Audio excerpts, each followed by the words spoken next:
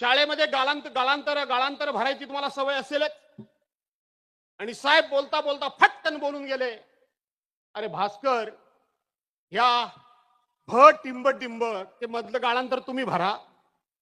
व्या नाऱ्यावर मी काय रे अन्याय केला.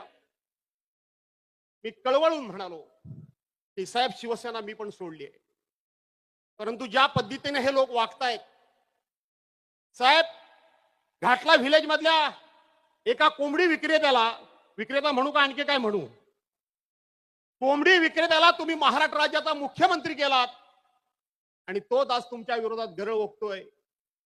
साहेब असे म्हणाले त्यावेळेला, भास्कर, तो माझ्यावर गरळ ओकतोय, तो उद्धववर वाटेल ते बोलतोय, साहेबांच्या शब्दात मी बोलतोय, साहेब रागवू नका, पण तुला मी आज सांगून ठेवतो, हा नाऱ्या पदा करता प्रत्येकाच्या दारोदार भीक मागत भटकत फिरेल, हे माझा शाप आहे.